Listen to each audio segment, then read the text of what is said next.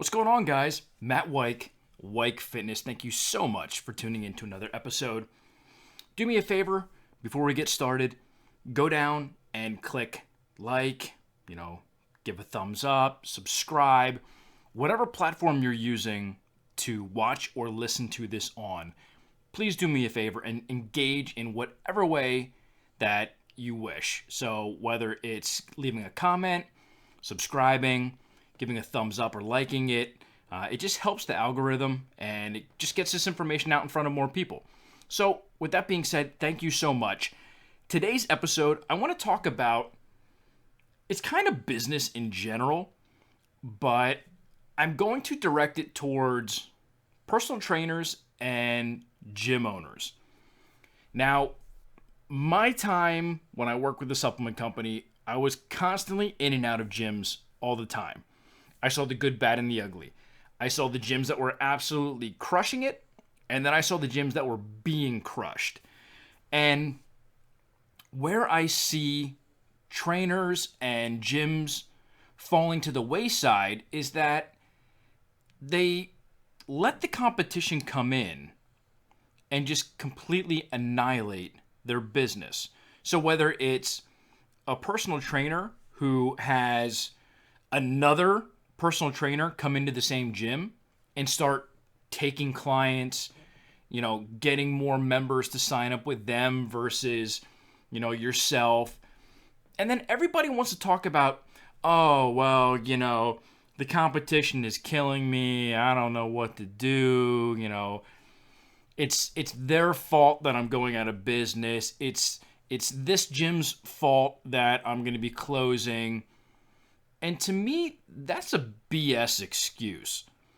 If you're a gym and you have another gym coming into the same area, whether it's a block away, a mile away, 10 miles away, a city away, whatever the case may be, if you're going to sit there and tell me that your gym is going to be closing because of that gym, wherever that may be, it's because you're lazy and complacent.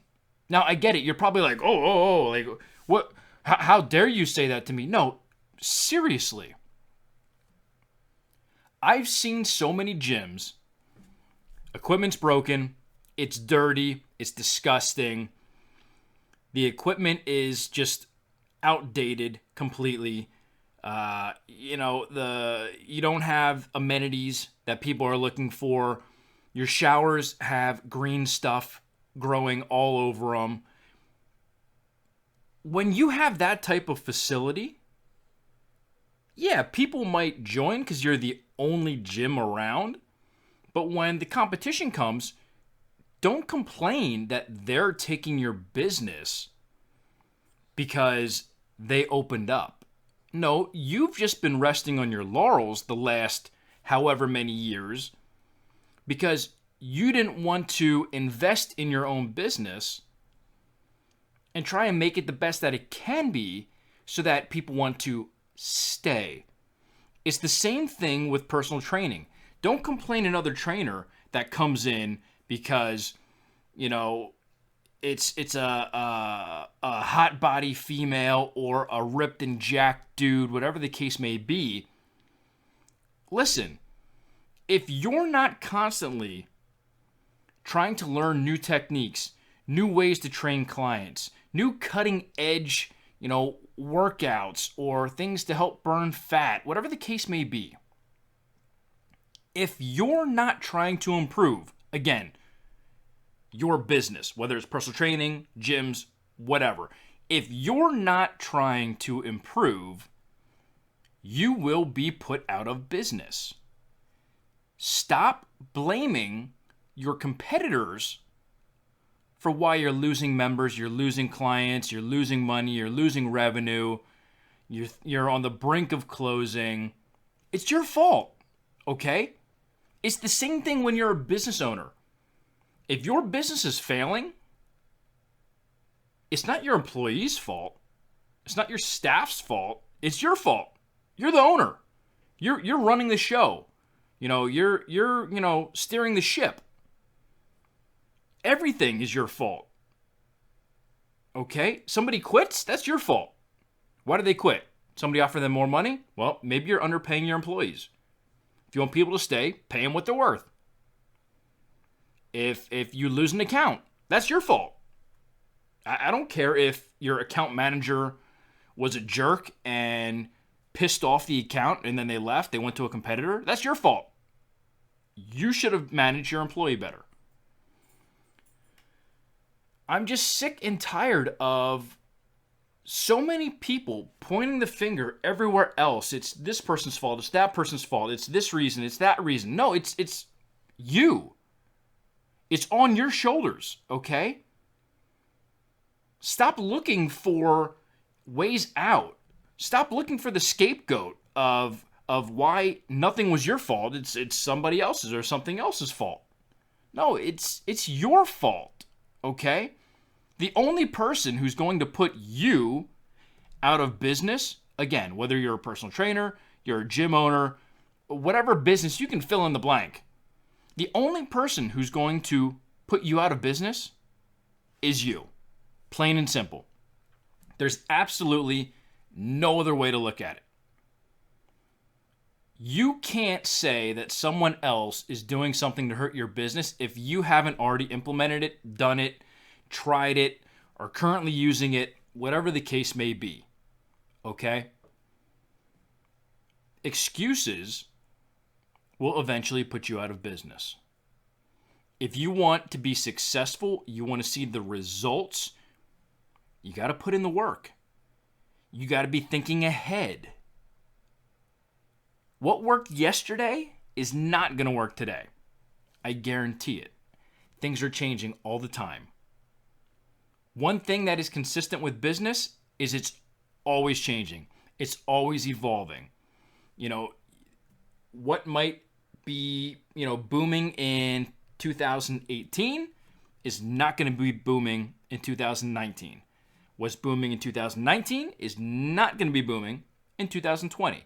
Yes, you may have some overlap, but eventually everything does this. So it has the highs. Look at fashion. Fashion is a great example. You have the highs, boom, everybody wants it, it's trending, it dies off. Look at, what brand is it? Champion. It's Champion, right? I think it's Champion. The sweatshirts and the shirts that just say Champion going across the front.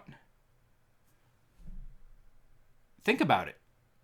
When I was a kid, that was cool. Then when I was a teenager, 20s, 30s, still in my 30s, but up until this point, it wasn't big. Now all of a sudden, that type of stuff is coming back.